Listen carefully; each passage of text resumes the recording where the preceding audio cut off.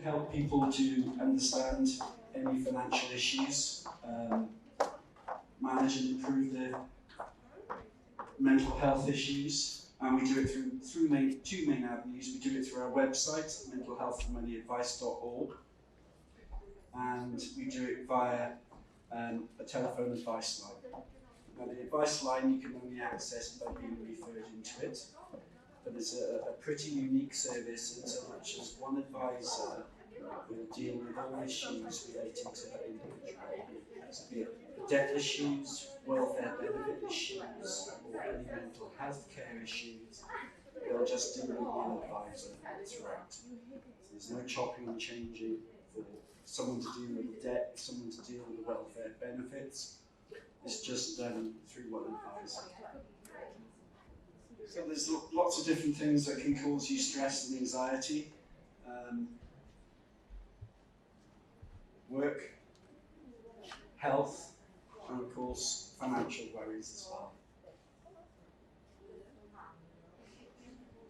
I know it's a pretty small diagram, but there's this inextricable link between mental health problems and money problems. Mental health problems can cause you difficulties in managing your finances, loss of income, increased spending, finding it hard to budget, which can lead to money problems, which can lead to increased stress, worry, anxiety about your financial health, which can then lead to mental health problems. So our website, mentalhealthandmoneyadvice.org, has lots of useful information and tips with regard to welfare benefits, dealing with debt, managing your finances. It's a bilingual site as well, so it's available in Welsh. You just simply click on the Welsh link, company link, when you actually go into the website. And it contains lots of tips with regard to managing your money, different tools to help you budget, and contains tips as well with how to sort of control spending. So since launch, the service has helped over 1,307 people. We've only been going just over 4 years. We've opened 2,807 cases for people that come through our doors or through our phone line. And we've helped those people achieve over £4 million in gains in terms of welfare benefit applications that have succeeded, or in terms of debts that we've helped them manage. And it is worth saying that with regard to the welfare benefit side of things, we have a 99% success rate when it comes to taking benefits to appeals to a tribunal. We have a 99% success rate, so there's just one case that we've missed in all the tribunals that we've had to attend. So money hints and tips. It's very difficult to sort of bring things down into a relatively short presentation, because sadly I'm one of those people who can talk about money all day, not just about money itself, but about problems with money and help with money and different things. So I'll try just to keep it very short. Things to help you shop. Write a shopping list. May sound obvious, but many people don't. And they end up going into a shop, being distracted, going off and buying something that they may well not need. Buy yourself a treat. Always buy yourself a treat. Reward yourself. There's nothing wrong with rewarding yourself. I like dark chocolate bounties. I like them a lot, but I have to restrict myself for health reasons as well as expenditure reasons. Consider leaving your debit or credit card at home and take a small amount of cash with you.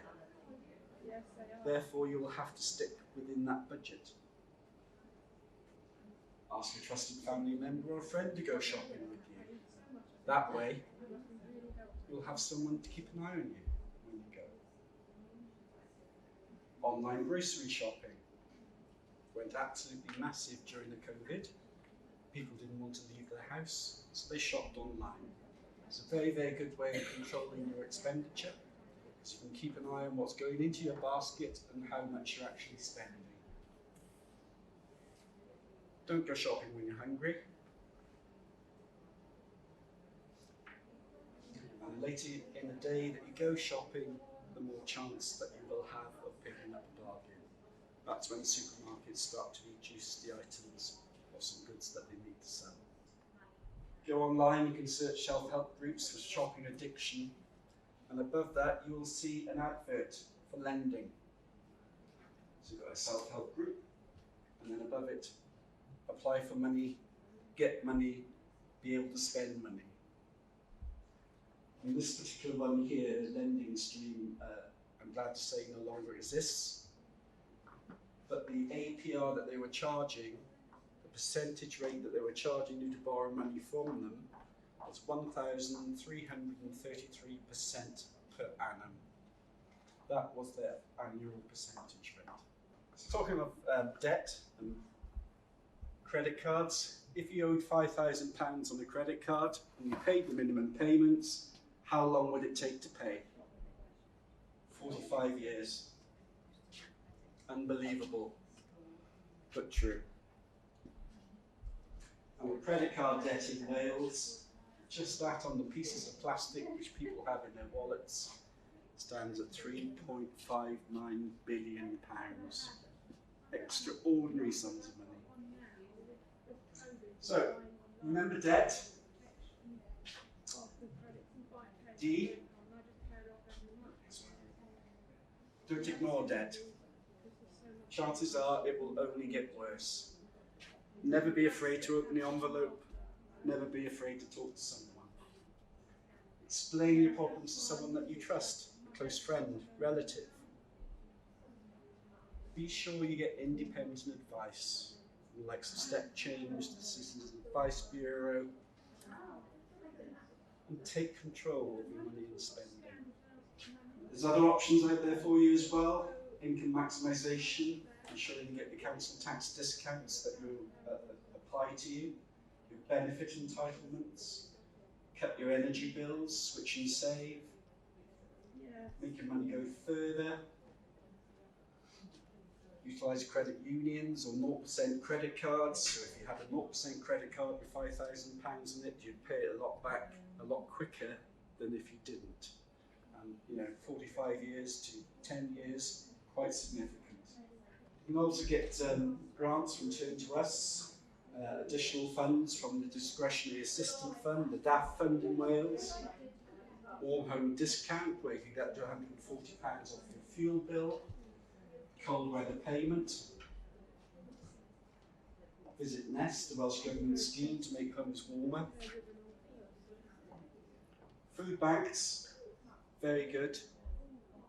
So many people are having to use these nowadays, especially since the £20 per week cut to universal credit. But they are there, and if they are there and you can use them, use them. And there's different funds then from major utility suppliers where they can help you with any outstanding bills that you have to them. The Eon Energy Fund, the British Gas Trust Fund, Welsh Water Social Tariffs, which can help reduce the amount that you have to pay for your water bills, discretionary housing payments, which can help you with your any benefit caps that you may suffer from, or any bedroom tax that you have to pay. And if you've ever worked for a union in the past as well, it's always worth getting in touch with the union that you used to be a member of, because they have very good benevolent funds. And if you do work, your existing employer may have access to benevolent funds as well. So that could be an additional source of funds. Always a benefit check. Always look online or go to specialist services such as Age Cymru, ourselves, where someone can take you through a benefit check process to ensure that you're receiving everything that you should be receiving. Quick bit on scams. I do have some additional information on my table, which I will dish out to everyone. But phone scams are individuals who are out to make money on the back of someone else's misfortune. And they can trick people by ringing you up and saying to you that you've won some money, however, I need to take some bank details to pay the money into your account, your date of birth, just to check that as well, and suddenly they have so much information that they can go and do some damage with. email and online scams. Certainly, from a personal perspective, it's been a case that we've received a lot of emails from different antivirus software companies claiming that our cover is running out and we need to renew it. Click on this link and it would take you to a site that would scam you.